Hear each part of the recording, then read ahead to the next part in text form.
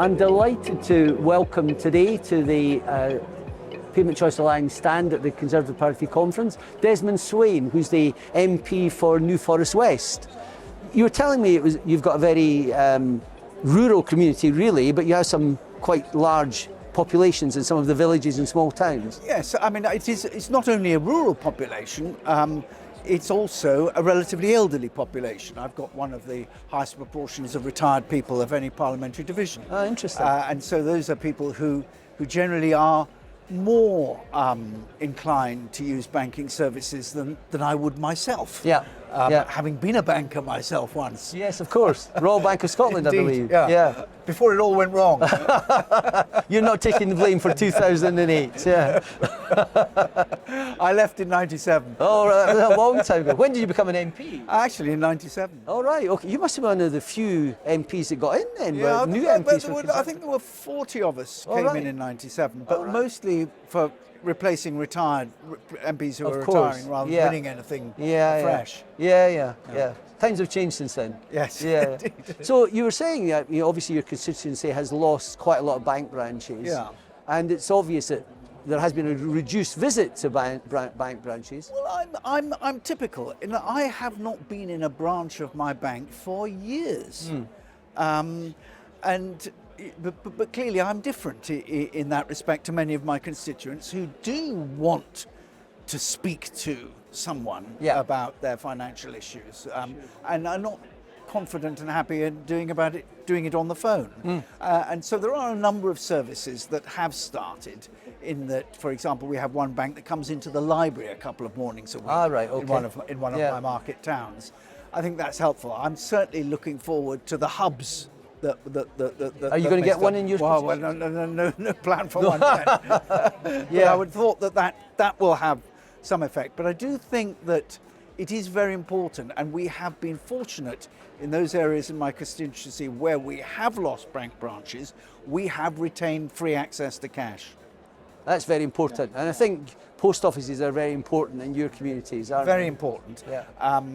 vitally important, I'd say. And of course, the post offices have been under pressure. We've had several closures. We have managed to replace those post offices that have closed, but it has on occasion been a close-run thing. It's been quite difficult for the post office to find an enterprise that's been prepared to take it on. Luckily, we have done so in all the places where they're closed. But for some people, it's a substantial walk to the post office. Yeah, and some people can't walk, Yeah. unfortunately. We had a Conservative, lady Conservative person here earlier, and she was carrying £300 on her person, and she actually produced the £300. Are you carrying some cash at the moment? I've got a tenner on me. Oh, well, that's not bad. Emergency use only. I mean, I must say, I do tend to use more and more cashless transactions, but I probably am withdrawing about 100 quid a week in cash. And to do that, you want access to free ATMs, don't you? Yeah, exactly. Oh, yes, I wouldn't on principle use one where I had to pay. Sure. Yeah. It was interesting, the recent statement by the Treasury on cash access. It talked about guaranteeing access and it talked about distances and so on, but it didn't mention ATMs at all. So it seems like there seems to be a plan of almost total reliance on the post office. I'm not sure that you can totally rely on the post office, good though their service is. No, because the post office is available when the post office is open. And actually, to be fair, the hours have tended to extend under the new management arrangements. But undoubtedly, you do need to have access to cash. I get quite a correspondence from people who determined that they want cash, not because they are technophobes, or that they have difficulty, as some people undoubtedly will have with dealing with a machine, but because they don't want their expenditure patterns tracked and where they've been, what they've done, what they've bought by all sorts of companies and people that they don't want to know about their private business. Absolutely. Well, that seems to me a perfectly legitimate. Well, we went to YouGov earlier this year and we asked them to do a survey for us, and they actually found that 90% of people still use cash to some extent, and you would be one of those people. And they also found that 71% of people wanted a law in place that allowed them to use their cash. Yeah, I mean, I can understand, you know,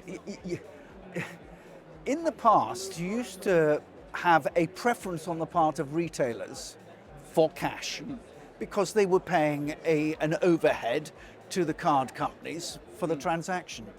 I've found that increasingly not the case now. People say, oh no, it's entirely up to you. And I wonder whether that's because the person behind the counter is not the proprietor who's paying the bill. It's just the shop assistant. To whom it doesn't make any difference, unless the proprietor said, look, if you can get cash, take it. Yeah.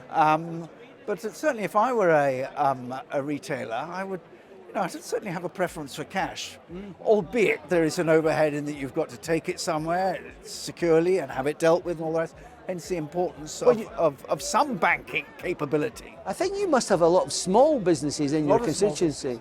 And we've been finding a lot of small businesses are actually moving back to cash only, or at the very least encouraging, because they're finding that everybody's saying, well, the fees charged by the card companies are not so bad, but whilst the basic fees may have gone down slightly to maybe 2.5% in some cases, there's a big problem with chargebacks now, where if there's some problem the card company have with the purchaser, you don't get that money from the card company. And chargebacks can be 3% or more of your sales. So it's not just that 2.5%. Yeah, so basically a lot of those retailers are saying we just can't afford it because we have to pass those costs on to our customers, and small businesses have to be competitive, don't they? Well, I must say, I never used any kind of transaction, cashless transaction, almost until the pandemic created this thing. Yeah. And I'm quite happy to go back to using cash. It's just that, it's at least you know where you are with cash in the terms of how much you've spent. Manage your expenditure, which is quite important for many people. Yeah. Well, I'm glad to hear you're still Desmond, you're still a user of cash, and you do support payment choice, and that is wonderful. Thank you very much for your time today. Really appreciate it. Thank you, Desmond.